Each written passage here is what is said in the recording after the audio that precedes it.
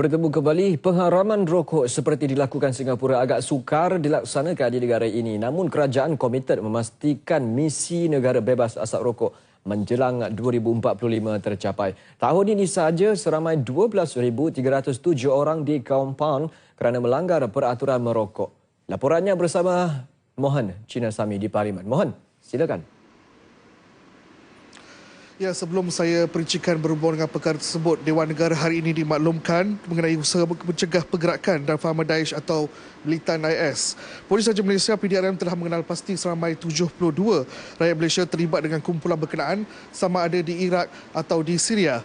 Daripada jumlah tersebut, 52 orang masih berada di negara tersebut, 14 maut dan 17 telah kembali ke Malaysia. Menteri Dalam Negeri Datuk Seri Dr. Ahmad Zahid MD telah menjelaskan dalam jawapan bertulis bahawa semua 7 orang yang telah kembali ke Malaysia telah ditahan sebaik mereka tiba ke tanah air. Daripada jumlah tersebut, 2 orang telah dijatuhkan hukuman dan baki 5 lagi masih di dalam perbicaraan. PDRM dengan kerjasama polis antarabangsa Interpol serta agensi perisikan akan terus memburu mana-mana rakyat Malaysia yang terlibat dengan kumpulan militan tersebut atau cuba menyebarkan pengaruh atau ideologi ke negara ini.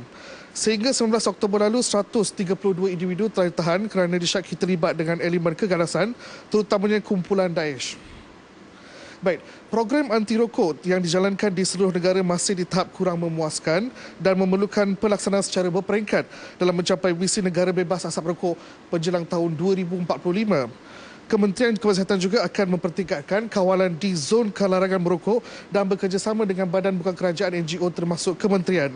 Jelas timbalan Menteri Kesihatan Datuk Seri Dr. Limia, kementerian tidak boleh mengambil langkah atau tindakan drastik seperti Singapura yang mengharamkan rokok, sebaliknya ia perlu dilakukan secara pencegahan.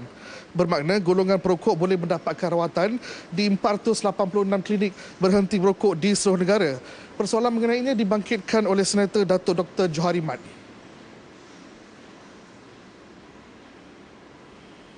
Sejauh mana pelaksanaan dan penguatkuasaan telah dijalankan dan sebanyak mana kes-kes yang kita boleh kalau telah didakwa kepada yang menjual rokok kepada kepada kanak-kanak atau usia sebelum 18 tahun ke bawah.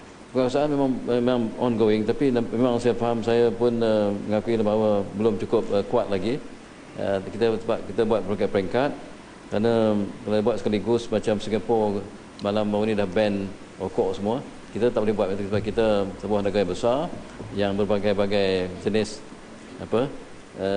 berbagai-bagai jenis yang paling tinggi, yang bawah sebagainya. Jadi masalah besar. Jelasnya pada tahun ini seramai 12,307 orang telah dikenakan kompaun kerana merokok di kawasan larangan dan juga di bawah umur 18 tahun.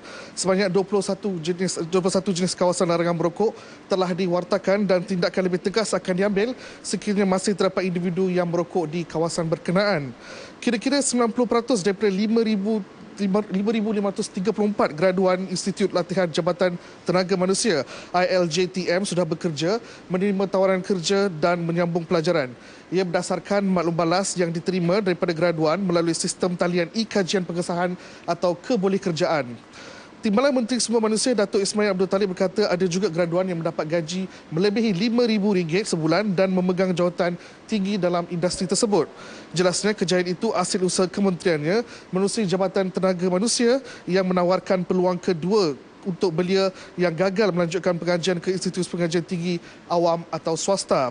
Mereka yang tawarkan latihan kemahiran secara komprehensif sama ada sepenuh masa atau separuh masa. Antara bidang yang ditawarkan seperti mekanikal dan pengeluaran, elektrikal dan elektronik, ICT, kejuruteraan sivil dan pembangunan serta bukan logam dan percetakan. Dalam tempoh rancangan Malaysia ke-10 antara tahun 2011 hingga 2014, seramai 24,980 pelatih telah dikeluarkan oleh Institut Latihan Tenaga Manusia, Kementerian Sumber Manusia. 2014, ILTJM telah mencapai sasaran dengan melahirkan seramai 6,113 orang pelatih sepenuh masa. Manakala bagi latihan jangka pendek iaitu modular dan customized, ILTJM telah berjaya mencapai sasaran dengan melatih seramai 37,653 pekerja industri bagi meningkatkan kemahiran mereka. Dengan hasil kejayaan itu, Jabatan Tenaga Manusia akan terus berusaha mempromosikan kursus kemahiran di sekolah dan juga komuniti setempat. Datuk Ismail menjawab soalan Senator Azizah Harun. Baik, berbalik pada persidangan Dewan Negara hari ini, sesi penggolongan rang Undang-Undang Perbekalan 2016 disambung semula. Sesi penggolongan dimulakan oleh Menteri Kemajuan Luar Bandar dan Wilayah, Datuk Seri Ismail Sabri Yaakob, dan diikuti oleh Timbalan Menteri Luar Negeri, Datuk Seri Rizal American sebelum Dewan berhenti berehat. Dan kami juga difahamkan bahawa persidangan hari ini tidak akan ditangguhkan sehingga kesemua kementerian menghabiskan penggolongan rang Undang-Undang Perbekalan 2016. Jadi sekian saja laporan saya dari Parlimen. Kita kembali bersama Zarul di Angkasa Puri. Silakan Zarul.